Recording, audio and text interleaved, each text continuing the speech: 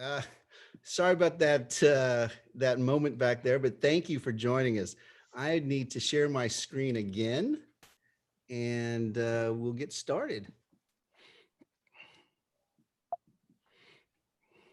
All right, Eric, are we good? We're good. Awesome. So welcome to the kickoff of the Focus on the Story International Photo Festival, the 2021 edition. We're back for our fourth year, and we're definitely happy to be here. Thanks for joining us tonight. It's great to see some familiar names in the chat. And welcome to all of you who are joining the festival for the first time. I'm glad you're here. My name is Joe Newman, and I'm the founder and president of Focus on the Story. We're a nonprofit organization based in Washington, D.C., with a mission to support impactful storytelling. Now, it's our goal to turn June into Photo Month here in DC. We're going to be doing that with talks like the one tonight. This is our first kickoff talk, exhibits, workshops, photo walks. Be sure to check out our website at focusonthestory.org to see our full schedule. We're going to make June a great month of photography. We want to celebrate the industry leading photographers who are pushing visual storytelling to new heights. And we want to celebrate our DC and global community of people who love both making photos and looking at them. And if you're here tonight, I'm assuming that you're in one of those categories. Now, one of the reasons I'm so excited about tonight's discussion is that it dovetails very nicely with a new grant that we're offering. We've created the Focus on the Story Emerging Storytellers Grant as a way to support community-driven storytelling. We're teaming up with Fujifilm, who's also the sponsor of tonight's talk, to award a $2,000 grant and a Fujifilm XT4 gear package to one visual storyteller. We're looking for stories that make an impact, whether it's in your city, your neighborhood, or just on your block. And the best thing about this grant is that we're not only giving away cash and some great gear, we're going to work with you throughout the year, giving you input and feedback, posting regular updates of your project with the goal to come back here in 2022 and have a completed project ready to present at our 2022 festival. So please don't miss that opportunity. Go to our website, find the grant, put an application in or put a proposal in. Now, it's my great pleasure to introduce tonight's panel. Last year, Fujifilm sought out up-and-coming student photographers with some amazing stories to tell. Our three panelists were among the winners of that open call. Lukas Flippo grew up in rural Mississippi and is now a student at Yale University, where he's the photo editor for the Yale Daily News and a photographer for Yale Athletics. He's a first-generation college student majoring in American Studies with hopes of pursuing a career in journalism. He's well on his way to achieving that goal. He's worked last year at the Sun Herald on the Mississippi coast, where his work was seen in the Washington Post, the New York Times, Time, and many other regional publications. Welcome, Lukas. Sophia Lee is a photographer and visual storyteller based in Acton, Massachusetts. Her work explores the intersection of nature, food, and lifestyle. She's especially interested in the ways our environment shapes cultural and personal identities across different communities. She graduated from Duke University in May with a neuroscience degree and a minor in photography. Welcome, Sophia. Gabriella Wyke was born and raised in the Republic of Trinidad and Tobago, where she first found and developed her passion for art. Gabriella moved to Atlanta to pursue a photography degree at Savannah College of Art and Design. There, her perspective on art and her photographic practice was completely transformed when she met professors and colleagues who challenged her way of thinking and approach to her craft. Today, she's a recent grad of the class of 2020, and she continues to make work about social issues in and around her environment. Welcome, Gabriella. And finally, I want to introduce our moderator, a friend, a role model, and a mentor to many of us on this call tonight. I first met Ibarionex in 2019 when he taught a workshop and moderated a couple talks at our festival. Though that was the first time I met him in person, I had followed his podcast, The Candid Frame, for some time. Seriously, if you've never listened to The Candid Frame, why not? It is one of the best photography podcasts out there. For the past 14 years, he's had conversations with some of the world's best and most interesting photographers. It's literally a who's list of photography. He's published numerous books. He continues to teach workshops, including one later this year with our friends at Memento Workshops. Be sure to check that out. It's going to be in El Paso. It's my pleasure now to hand this show over to Ibarionex. Ibarionex, take it away.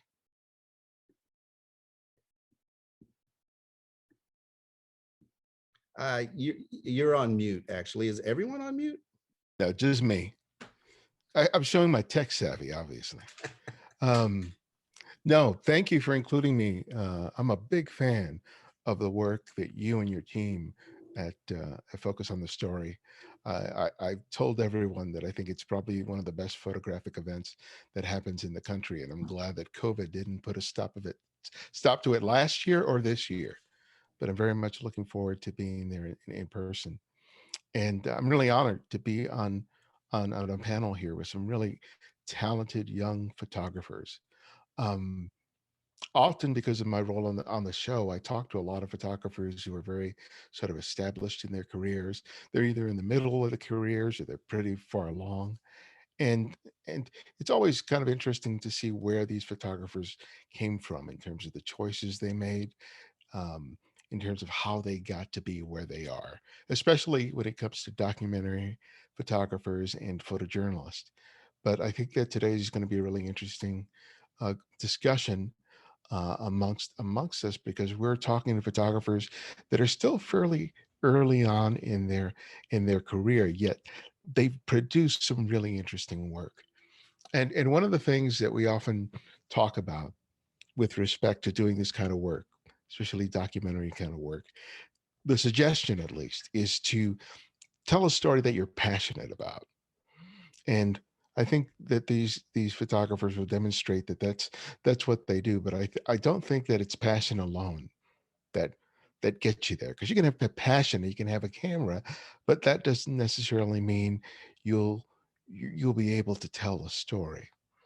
And I think it's interesting that despite their relative inexperience, that each of these photographers were able to tackle stories that were really fascinating. And in many ways, from my discussions that I've had with them before, that in some ways are very personal. So I really would like to start with having each of you sort of share the story that you did as part of your collaboration with Fujifilm, who's sponsoring this event today, and and tell us about what you think about you in terms of your life experience and who you were that made you sort of the ideal candidate to tell the story that you told in the particular way that you did. So let's start off with Sophia. Hi, thank you so much for having me here. Yeah, so the story I told as a part of my project with Fujifilm last year was about finding community and security through local food systems and sustainable agriculture. And it was based in Vermont.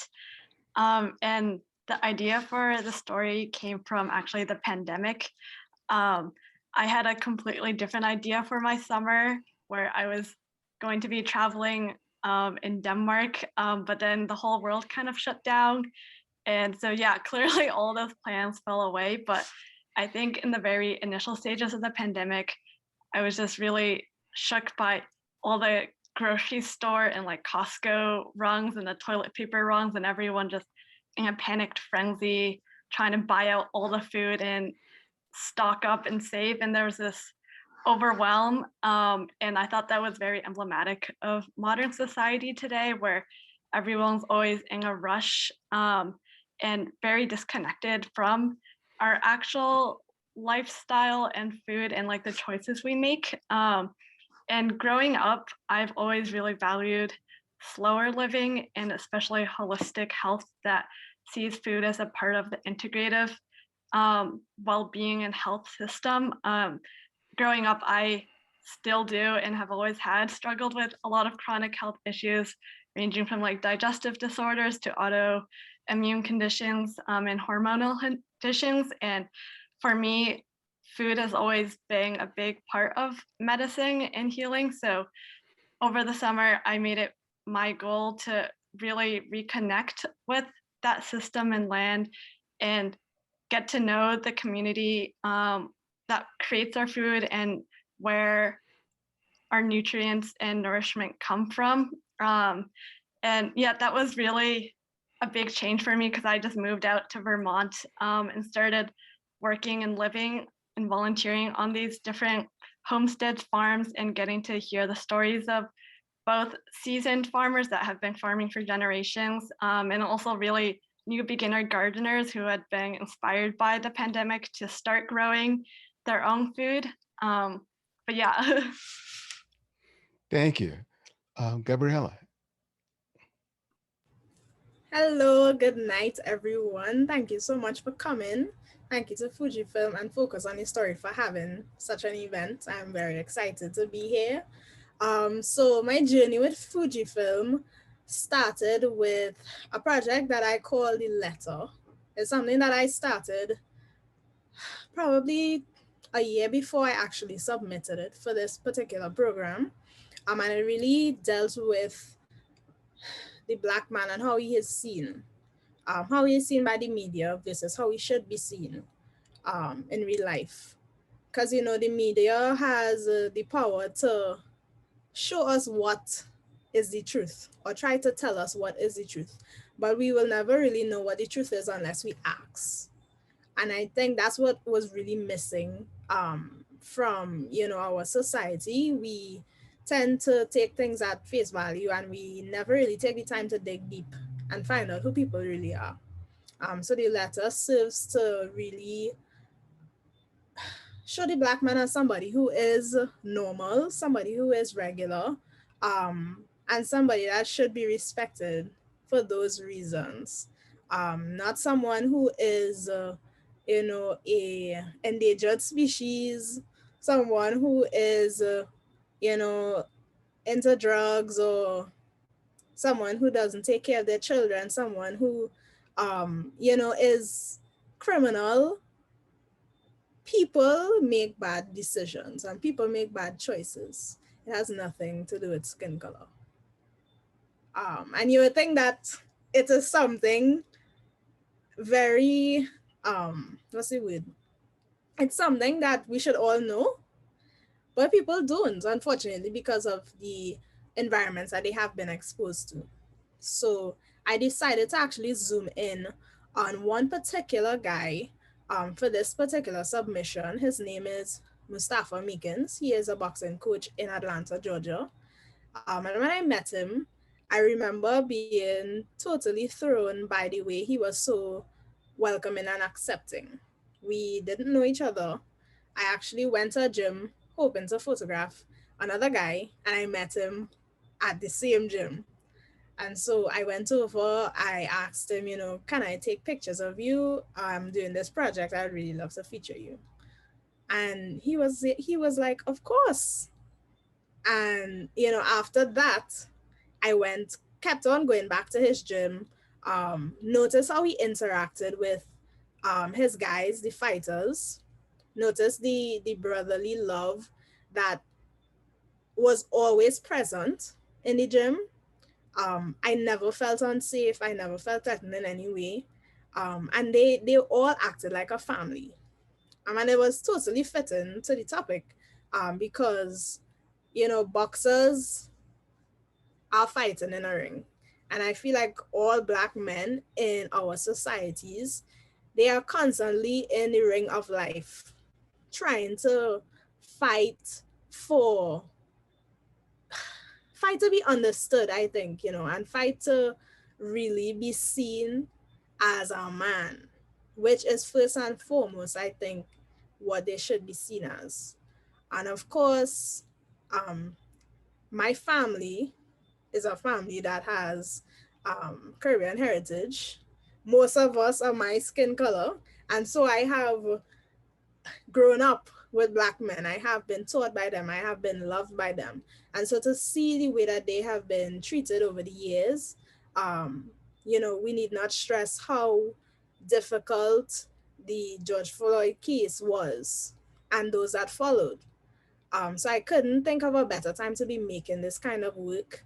I think it is extremely important that somebody says something about the cycle that keeps repeating itself and not necessarily showing the traumatic side of it, but actually showing people that, not everyone is not everyone is struggling. Not everyone is, doing things that they shouldn't be doing. Black people and Black men, they have lives just like you and I do. And they should be seen as people, full stop. Thank you. Lukas. So I'll preface before I say what story that I worked on that I'm so excited to be here, and thank you all for having me. It's a real full circle moment. The first time I was headed on a school bus to go photograph a game in high school, I listened to the Candid Frame. So this is kind of wild, but my story that I photographed was extremely personal. One of my earliest memories in life, I was 5 years old and I stood on a football field and I sang the national anthem as my brother was deploying from our small little town to Afghanistan. And I'm in a military family. Both of my brothers are older and they both deployed. And I went most of my teenage years without ever seeing them. My oldest brother, I saw him when I was 11, and the next time I saw him was when I was 17. So I remember those years and the stress of it all. I remember crying with my mom. My mom got a phone call one time. They didn't know if he was alive or not, that something had happened. And I never really had a chance to grapple with any of that and the effects that military service not only have on the service members themselves, but on the family members of the service members, and then how those effects carry over once they get back home and try to transition back into civilian life. So when the Fujifilm pitch came around, I had never pitched a story before. I had photographed sports, but that was about it. And a friend sent it to me, and I remember saying back, I don't have much to tell. I don't know what I would work on. And it just hit me. I was like, what story could I tell better than my own? So I worked on a story about a veteran who was on the Mississippi Gulf Coast, who had done 30 years of service, was struggling with intense PTSD, just like my brother, and there were effects with his family, his wife, and his young child. So I photographed his story from since he got back. So he got back and he struggled for a while. And once I got to him, he was just getting back on his feet with a job. He'd been through an accident at home where somebody had broken into his home and injured him, and it flared back as PTSD. But he's back on his feet running his own business and his own career. And I did a portrait / documentary photography story about his family and the impacts that it had on his wife, that his military service had on his wife and his kids. It was therapeutic for me in a way. It allowed me to work through a lot of the feelings that I had. It's very strange whenever you're in a military family where they're always gone and you don't really know them. And for my brother was hit by an IED and has PTSD. So it was a learning experience for me. It'll be the most powerful photography. And I look at the photos and some of them I'm like, I could have done this better. I could have done that better. But it's so powerful to me because it was so personal. I really got a chance to photograph what I knew. And I think that was what I learned really early on in writing was, they always say, write what you know.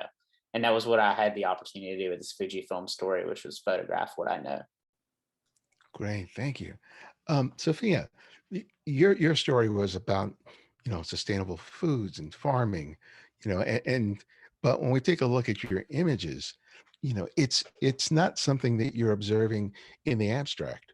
You're looking through the eyes of this family, whose lives are all about that. Talk to us about, incorporating what your ideas were about food, how we use food, how we see food, and yet also finding a way of telling the story of these people who are basically the means by which you get to, you know, explore all the facets of the story that intrigued you. Yeah, for sure. So my parents both grew up in China, and they immigrated when they were like in their late 20s. But my dad grew up in a very rural area, and so he always associated farming with poverty and very negative connotations involving like the communist history of farmers in China. So when he heard that I wanted to go to Vermont and like live on a farm, he was very apprehensive and not exactly pleased about that. So yeah, going into Vermont, I really wanted to kind of prove to myself and my parents that farming and food can be a really wholesome and healing experience. And I really sought that through talking to the people who did it and loved it. And that was just their livelihood and way of finding community, especially in Marlborough, Vermont, where a lot of my project took place. The homesteading network is just extraordinarily powerful in that your neighbors basically just share and exchange plants and vegetables from each other's gardens, and everyone supports and teaches each other. Like you'll often see someone just drop a box, like a cardboard box filled with soil and some plants to their neighbors down the hill as a gift when they have like too many seedlings or sprouts that they don't have enough of. And being able to see like both the older like retired couples who are like raising their goats, and then also the like really small 4 and 5 year olds who are being homeschooled by their parents also help in the gardening, just kind of showed how the life cycle through the soil and vegetation and plants are sustained in the human life cycle as well, and kind of the giving and harvesting. So just seeing the love and care that was involved in the process, and rather than viewing the work as labor, they really viewed it as like a nurturing process where they were giving to the land, but giving to themselves as well. That's so great that you're able to sort of recognize that, because I think sometimes beginning photographers become very myopic and they feel like they know the story. And so they photograph that rather than allowing it to sort of evolve and take a shape of its own as a result of spending time with the people and making photographs. Um, Gabriella, you know, you just described your project very succinctly and very clearly, but I know it didn't sort of start that way, because I read that, you know, a teacher gave you an assignment to photograph people on a bus, and that somehow that transformed into the work that you just talked about. So I think it's very interesting, because some people may think that they have to have a very clear and concise idea before they even make the first picture. And I like the fact that it was sort of an evolution that started from one thing and became something else. Why don't you talk to us about that and how you eventually gained the clarity of what the project was about? That's such a great question. And the truth is, I have not always taken photos the way you see them now. I was actually talking to a friend last night, telling her, you know, now that I gathered all the work together and I look at what I did 3 years ago, I'm like, who is this person? I don't know her. These pictures look totally different to the ones that I take now. And the truth is, my teacher, if she's listening, in Sandra Phipps, she was one of my professors at SCAD. She was my documentary professor, and she gave us an assignment to go take pictures on a bus. Now, I am not someone who is accustomed to taking public transportation. I too come from a military family, and so I have been taken everywhere. So public transportation was not my idea of fun. To tell you the honest truth, I was very afraid. because I didn't know Atlanta very well at the time, and I thought she was so, what, like, why should she ask me to go out in a place that I don't know to take pictures on a bus? I don't understand what's the point of this project. But I went. I took a friend with me, and I realized that I actually enjoyed it. However, when I came back from completing the project, I took a look at all the images I had, and strangely enough, in each photo, there was a black man, it was something that I saw as, something that repeated itself throughout the images. And I had to sit with myself and ask, why is it that I kept looking for images like this? Why is it I kept zooming in on these particular people? And I realized it's because it was one of the things in a strange place that was familiar to me. So as I said, my father, of course, is black. Most of my family, most of the people that I've grown up with are black men. And after doing that project, my teacher exclaimed, she said, "Who took these pictures?" And I said, "I did." She was just as shocked as I was. And from that day on, she told me, she said, "You have an eye for this." One of my other professors, Elizabeth, said once to me, "You have an eye for portraiture." I said, "Me?" I was just completing assignments, trying to, do my best and also find my place in photography, because I've done art all my life. But I didn't know what kind of photographer I wanted to be until I did this assignment. So from then till now, I have latched on to the stories that really deal with human beings and their experiences, especially the ones that I feel are not being treated properly.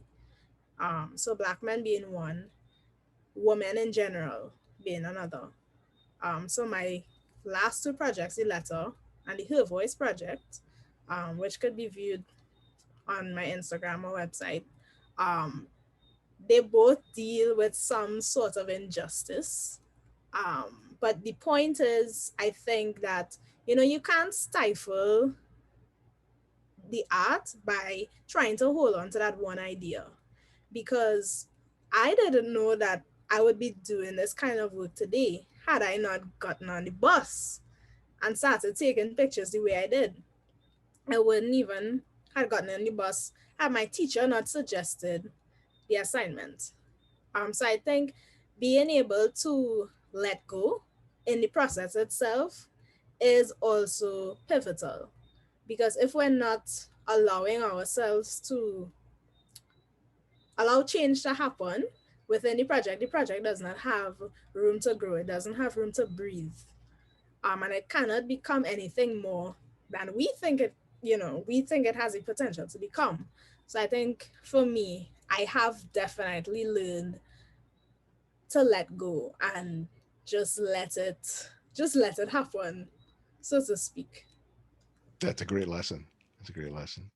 Lukas, you were taking on probably one of the more challenging subject matter because it deals with mental health issues. And, that's something that's been the focus of a lot of things that I've been doing. And yeah, if you just do a Google search on depression, what you typically see is an image like this, right? Someone holding their head. It's the same thing. But the fact that you had, personal experience with, with your brother in terms of his PTSD, um, how do you feel that that sort of helped you to tell a story that was both sensitive of your subject matter, but that also helped reveal an aspect of mental illness that you knew you were aware of, but probably weren't seeing in the work that others were doing? Sure. So I think the main thing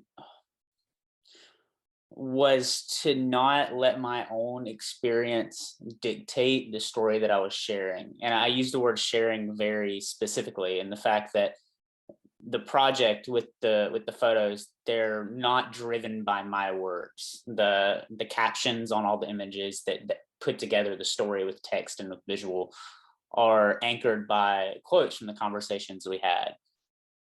And a lot of that is building trust. I remember the first 5-6 hours where the conversations me and this family had weren't recorded. They had no camera. I think it was the first time I spoke with our mentor on the project, Michael McCoy, who's just a absolutely amazing photographer in DC. He looked at me, and he's a veteran himself, and he said, don't bring a camera, which didn't bother me at all. I thought that was a fascinating idea. Of course, it goes against your thought, right? You're like, oh, I'm here to work on photos. But the first few times I went, I didn't bring a camera, and we just talked, and we didn't talk about necessarily what he was going through. We talked about my background, because I find that I was in a unique situation to gain trust and access to, his name was Brett, to Brett in a way that maybe someone else couldn't. And the fact that I lived the effects of what his family was going through. So for example, he has a young son who the first few times we spoke, he was like, he literally looked at me and said, I wonder if Jackson's his name, Jackson's the son name. He said, I wonder if he will grow up and talk the same way you do. He was like, I hope that his experience is more positive than yours has been. So I think in a way, there was a bit of maybe aspiration, or maybe getting this on the record. And the main thing I was so focused on showing was that mental health issues and their spillover into family, and the effects and trauma and basis of them is not just every single day is a loss situation. So in my story, there were a lot of wins. And like you said, when you look up depression or trauma or anything like that, it's not, you don't see the wins. You don't see the fact that it's a roller coaster, that goes up and down, and not one that just goes straight down. So that was a big focus of mine. But I think, as Gabby kind of touched on, I didn't want to direct it in any way. I remember just sitting there and talking. And of course, the recording eventually came, in which we would use quotes, and I would work with them very closely on what we wanted to put together. Because in the end, I didn't want it to be me telling the story. I wanted it to be me as best as I could. And like I said, once you involve a camera and a recorder, there's already going to be a little bit of a barrier. But as best as I could, I wanted to be able to use my camera and my typing, my words, their words. I wanted to put it all together into a story that was theirs, and something that felt like they had the opportunity to share their story in a way that could help others. I remember when I reached out to him to do the story, he said, I'm really not one to do this. I don't want to open up for this, but I know what other veterans are going through and how much worse many of them have it. And if this could bring any attention to the issue, I think it's worth it. So I think there was an embedded selflessness in even letting me in to take that story, or to amplify that story. And that played a huge role in just the trust I was able to gain, and being able to show kind of the fact that it's not just losses. Every day is not bad, and the decisions are complex, and there are wins involved too, and into the final journey, or to the journey of the story as a whole. We'll be taking questions at the end. So if you do want to ask questions of any of the photographers here, there's a section, I think, on the bottom for Q&A. So put that in there, and then we'll take some time at the end to ask some questions. One of the things that you mentioned was your collaboration with Mike McCoy as a mentor on the project. And this is a question for everyone, especially how having a mentor helped you in terms of shaping the story. How did that collaboration help you to make discoveries that you don't think you would have made on your own? And Lukas, let's have you start on this. Okay, I remember the first call we got on with Mike. I had never had a mentor of any kind. For a little bit of background on me, I go to a school that doesn't really have any photojournalism, anything. And I self-taught myself in high school, just photographing high school games. My funny story is that I started doing it to impress a girl on the yearbook staff. But so when I jumped on the call with Mike, and he was like, yeah, we're going to see some images. I'm going to tell you what I like and what I don't like. I was terrified because I didn't think I deserved to get this grant in the first place. It was the first thing I'd ever applied to, and I had no documentary or journalism experience. But I like to think that Mike, and as crazy as this sounds, he helped me in ways that weren't photographic. And I think that comes from the connection that he had to the story that I was able to amplify. So most of the advice Mike gave me and what really impacted the images most was stuff that wasn't about the photos. It was more so topical, like what's going through a veteran's head when he's getting asked questions like this, where's the experience coming from, what to look for. It was invaluable because I had a veteran looking over the work of another veteran. Both of them had similar issues they had fought through and conquered, and some didn't conquer, but he had a perspective that he could lend to choosing images, like a very small things, like just tiny little, like I remember one time there was a frame that I took, and you can see it now in the project, of Brett looking at his medallion case, like where he has all his medals in his uniform. It's like the prized possession in Brett's home. And as we were talking, walking through the house, he stops and he looks at the case, and it's kind of like a moment of like a remembrance. It's almost like, yeah, I did that. And there was one frame that you couldn't really see the reflection very well of Brett's face. And there was another one where you could. The second frame was a little more cluttered, but you could see his face a little bit in the reflection, especially if you brought that out. And Michael fought for that image tooth and nail. He was like, you need to see his face because it acted as a mirror into a past world. So Mike helped me a lot before and after the images, but I think Michael really just lended a great eye to the situation more than just the images.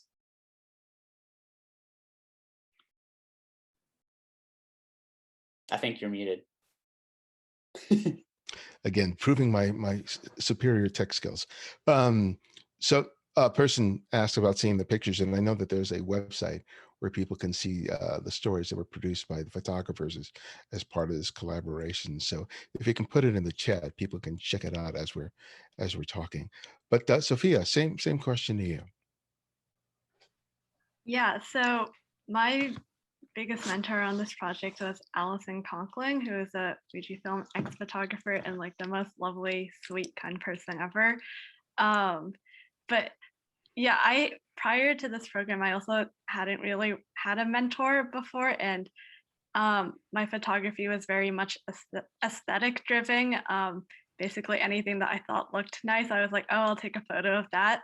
But I really wanted to make my project human focused and human centered. But one thing Allison's mentorship really helped me think about was ways that I could make the story focused on human connection without including just like portraits of people or playing photos where the person is standing in the center, through more textural, visceral, experiential images where maybe you don't see the person's face, but you are seeing the photograph from the perspective of the person, whether it's like their arm reaching out over a piece of fabric, or like the soil beneath them, or the food that they're cooking, from the perspective of looking down on the food. And in particular, I remember there were a couple images where I was unsure about because it had a person, but it didn't have their faces in them. And I was like, oh, not sure if these are effective because they're like looking down or you can't see them. But my mentor, Allison, was really helpful in allowing me to think about, just because you don't see the identity of the person, is that person's identity really crucial to the story or message you're trying to tell through this image. And in this case, the image was about a woman picking weeds or like weeding her garden. And the context for the story was her practice was a ritual of weeding that she inherited from her father, her grandfather. And she remembered her grandfather would always keep a very meticulous garden that was spotless. And she wanted to recreate that ritual in her own life. And I realized that to tell the story, you don't really have to know who she is or who her grandfather is to understand that reading is important to her through this image. And you can see like in the way that she's kind of bent with the soil and like actually on the ground. And you really see that connection and can imagine yourself in her place without knowing who she is. Yeah. And Gabriella? So I agree with everything both of my friends and photographers just said. I was also privileged to have Michael McCoy as my mentor. Um, and having him be our mentor and look at our images first was mind blowing, because I looked at his work briefly just before we had our first meeting, and I was like, this man is amazing. His work is amazing. And so I know that he was looking at, our photographs from a perspective that was, really high. And I really appreciated how honest he was. Whenever I think we as artists make stuff and we kind of put them out there, we always have that time where we're kind of second guessing, is this good enough? Is this the best? Is this the best group of images that I could show to tell this story? And Michael was really helpful, especially to me, in narrowing down what would really tell the story the best. I'm someone that shoots a lot. I go in and I just get it done. But sometimes when it comes to narrowing down that particular set of images that will, really do the trick, sometimes I struggle. And so he was very helpful. He also helped me to see the story from a different perspective. One thing he said that always remains with me even till now is to shoot wide. And when he said it the first time, I was like, that should be something obvious. But when he said it, I was like, you really don't shoot wide. I'm someone that likes to get in people's faces. Like, I really think about framing the person, but sometimes I forget about what's happening around them. And sometimes the environment could really tell you so much about a story. It isn't just about a person's face or what they're doing, but what's also happening around them. And he was very helpful in reminding us time and time again whenever we would bring images in, continuously shoot wide. Like, how else could you have seen this particular shot? So I'm very grateful for all the advice he gave. I would also like to shout out Stacy Moore. She was also on our team, and Stacy is one of the best people I've ever met. She was also a mentor in her own right. She is just, one of the most supportive people ever. And I think you need that in a mentor. You need that support. You need someone to tell you, you know, you are supposed to be doing exactly what you're doing now. You are right first, be confident, keep going. You can do it. Like, and that's the person Stacy was to us and still is. So having a mentor was one of the best parts of the students of storytelling experience. So I'm extremely grateful. And I know that the grant that was promoted earlier, it will be just the same. Because like I said, as artists, we need fresh eyes. We need fresh perspective to, actually make the work that is going to stand. Yeah. George Rizakis has a question here that says, these are tough subjects that you have covered. When the project got hard and you might have felt like you were stuck, how did you pull through? And I want to just mess with that question a little bit, because Lukas earlier talked about, when he got got selected, he felt like he didn't deserve it. That imposter syndrome. And I think that we all of us feel it. And I'm wondering, I suspect that each of you have felt that to some degree. Maybe you're exactly with this, circumstances with this particular project, but you each have proved that you're capable of doing it, right? But I'm wondering about that very question about you may start from a moment of self-doubt about, am I the right person to do this? Can I pull it off? What do you think saw you through to being able to finish it? Because one of the challenges of any project, whether it's photographic, whether it's written, whatever, is seeing it through to the end. So what do you think can you point to that allowed you to do just that when things did become a little difficult and you were meeting some resistance? Sophia?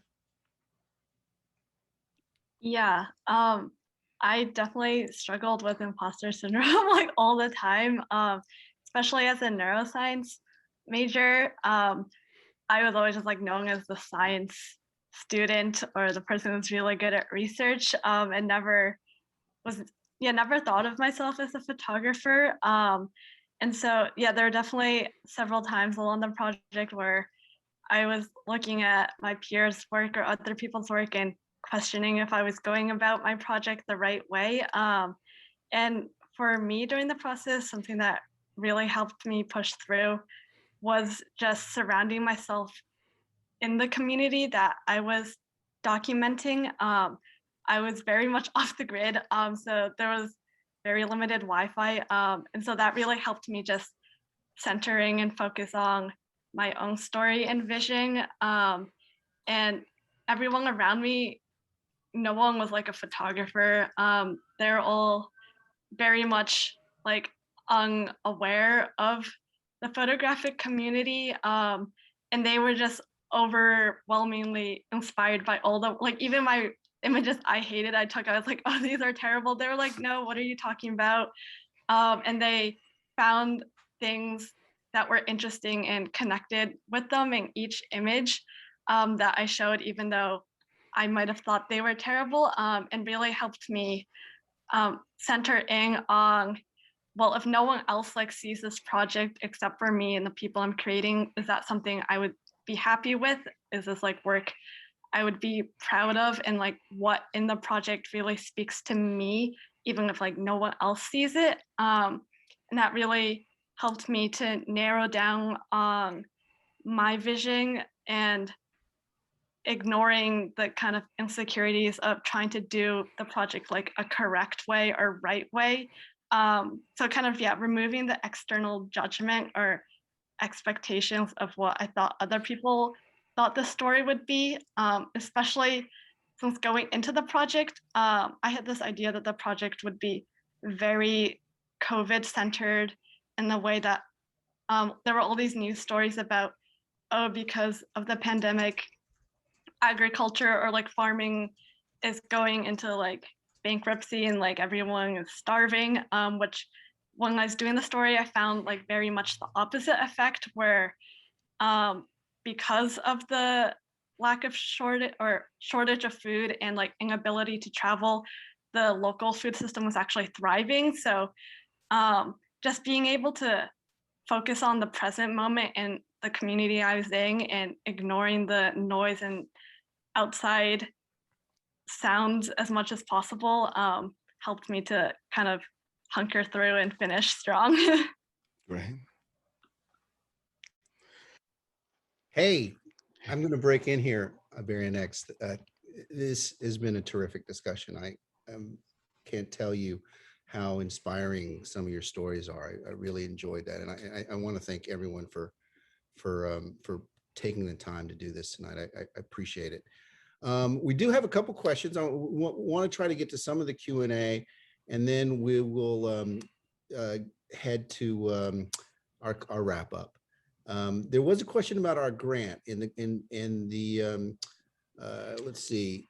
Kendi asked if we have any tips for preparing project ideas for the storytelling grant. I just want to say that the grant that we're giving, the one of the criteria that we're going to be using is, can it get done? Is this a grant that you can accomplish?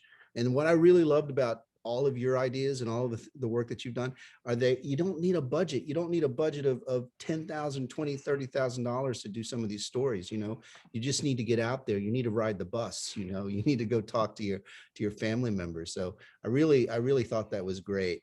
And Ibarionex, feel free to jump in on some of these questions as well. Jason Schlossberg, hey Jason, asked, how much of the stories you capture were part of pre-visualizing / planning or part of a post-shooting review. So I guess he's asking about your planning process there. And anybody want to take a shot at that? I can jump in. I'm not a planner by trade. I don't even have a Google Calendar, or I don't set alarms. I'm terrible. I just go with the flow. And I think I use that a lot in this project. I just really wanted things to be super flexible. Like I said, I didn't want to force it because I didn't want to tell my story. I wanted to let my story inform what I was searching, or what I had the opportunity to see. But I didn't want to direct. And it helped, I think, for me in the fact that I had no experience directing. So I couldn't have set up a wonderful portrait or a great session to save my life at that point. I still really can't. But I didn't do much pre-visualizing at all. I spent every time I would go there, we would talk for 2 to 3 hours typically, which was really tough because it was in the late evening. So light's dwindling as I'm talking. But I would just talk to them for 1.5, 2.5 hours. And by the time I felt like maybe conversation was ending or we all needed to call it a night, then I would want to go to the photos, because I felt like that was when everyone was the most comfortable. And I just wanted to see where things went from there. So for example, a bunch of the images that I used were just absolutely candid and weren't even really weren't photographs as far as they were set up at all. Like one of my favorite images was him just looking at that trophy case where we were just walking and talking, and I happened to have the camera slung around my neck. So I intentionally tried not to pre-visualize as best I could. Of course, there are some limitations. The head portrait of the thing at the bottom, he's sitting on the steps, and it looks like it's speed lit. It's not. There, his truck had, like, what are they called, spotlights on the top, that as the light was out, I was like, hey, we could point those to the front door, because that's where he would sit at night after his wife went to sleep and he was battling alcoholism. And we were trying to figure out a way to share that, to amplify what those quiet moments were like.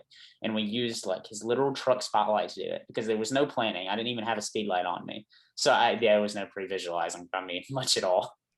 Let me turn that to Ibarionex, because you are a teacher and you've written books on the process of photography. What do you tell people to do when it comes to that? Just shoot. Yeah, you can't think about what you're doing right, what you're doing wrong, trying to find a definitive story as you're making the pictures. At least that's the way I work. I mean, I may have a general sense of what it is, but it's really when I sit down to actually edit, and I don't mean post-process the images, make the selections, because then you start figuring out, okay, what story was actually revealing itself as a result of me interacting with the people and making the photographs.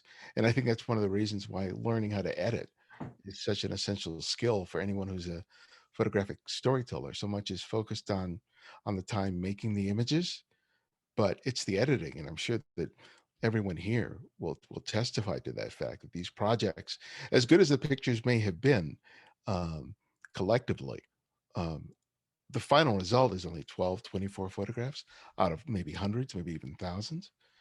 And that only comes out as a result of being able to see the relationships of the images to each other. And, just the personal perspective of the photographer, because each of these photographers, given the same story, would have told completely different photographic tales as a result. Yeah, I really like that advice. And I also really love the discussion you all were having about having a mentor and the impact that a mentor can have. I appreciate some of that insight. Julia, I think we got time for one more question. Julia asks, how do you stay connected to the communities you work with after the project is over? Sophia, Gabriella, would you like to take a shot at it? Sure, no problem. So the people is where it is at. The people is what matter the most, at least to me. So what I have done is continuously try to follow along with the people that I've photographed or told stories about. Whether that's through social media, giving them a call, checking in to see how they were doing. For example, the coach, he had some unfortunate events where somebody actually tried to burn down his gym, unfortunately. and I was Mm. able to kind of, share a GoFundMe that he posted on social media. And I think it's really just showing an interest in people and not the story alone. Because without the people, we would have no stories. So it takes some time, some sacrifice to call someone to make sure that they're good, especially we're in a pandemic. Be a person first before you're a photographer is what I would say. That is Amen. terrific advice. I think that everyone here can live that. We'd be a better world. Thanks. I'm going to come back to each of you and just ask you what you're working on next. But first, I want to talk about a couple programs we're going to have next week. You're not going to want to miss this. On June 9th, India Beale is joining us for a conversation about her new book, Performance Review. Performance Review has received terrific reviews, actually. BuzzFeed named it one of the top 20 photo books of 2020, as did Vogue Italia. The Loop named it one of the best top photo books made by women in 2020. India is an amazing speaker, and I promise you she'll open your eyes to a different way of seeing things. So please join us for that. On June 10th, the next day, cinematic photographer Jonathan Thorpe, a Tamron image master, is going to be live streaming from his photo studio, showing us how to use multiple lights to create portraits that pop. Jonathan is super creative, and this is going to be fun and instructive. He did the same type of shoot last year, and it was terrific. So please, Eric's going to drop the links to those shows. Be sure to join us. I want to take just a second to thank our sponsor for tonight's program, Fujifilm. Fujifilm has been a sponsor of our festival for the last 4 years, and we really appreciate them. Not just because they make great gear, which they do, but really for just caring about the art of visual storytelling. So thank you, Fujifilm, for bringing us all together tonight. And now I just want to do a quick go around the panel and just ask what you're going to be working on, what you're working on now, and or what you're going to be working on next. Let's start with Gabriella. Again, thank you so much for this opportunity. Tonight has been fantastic. Right now, I am working on something called the Her Voice Project. It is about giving women a voice when it comes to gender-based violence, something that we're dealing with right now in Trinidad and Tobago. So I have just completed phase 1. I've been taking portraits as well as getting feedback from women. But I am just about to embark on phase 2. I'll be getting a bit deeper into some of the stories. And you can view the progress on my Instagram, Gifts from Gab, or you can view it on my brand new website that I just launched yesterday. Oh, I don't have that link. I would have put it on. Yeah, it looks good. It looks good. Congrats. Thank you. Sophia. Yeah, thank you so much for having me.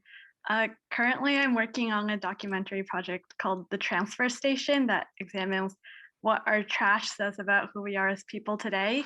And yeah, so it's looking at the sociological and environmental consequences of the transfer and disposal of solid waste.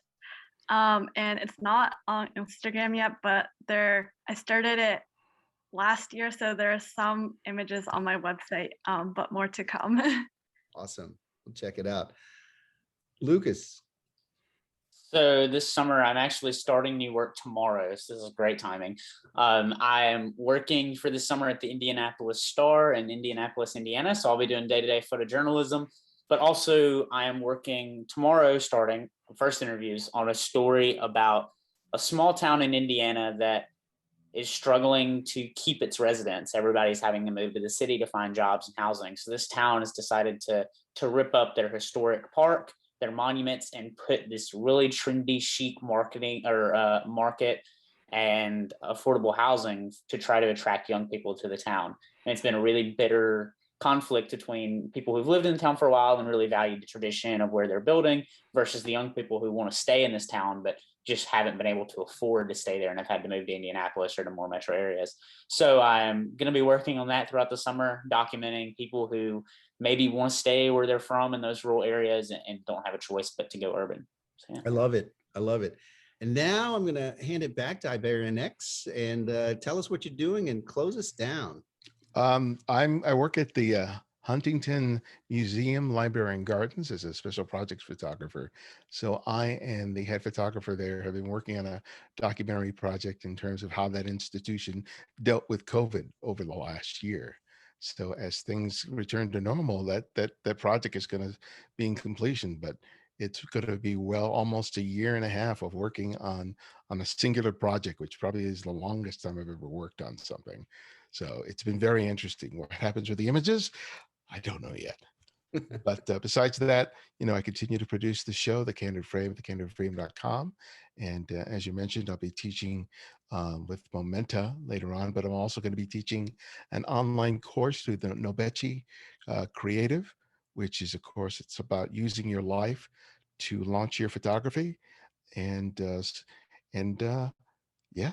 How can people find information about that course? Is it on your website? It's on my website. So they can go to the website, thecandidframe.com, and they'll find a link for that. Awesome. I want to thank everyone. Thank you all. Thank everyone that joined us tonight. Please get inspired by some of these stories. These are stories that are in every neighborhood. Every community has stories like these that we heard tonight. And I think that, whether you're in DC or California or New York or Georgia or Mississippi, those stories are there. So find them, let us know about them, and let's have you up here next year presenting. So thank you all. I hope to see you next week, or next time we're on. Thank you. Bye-bye. Bye-bye, everybody.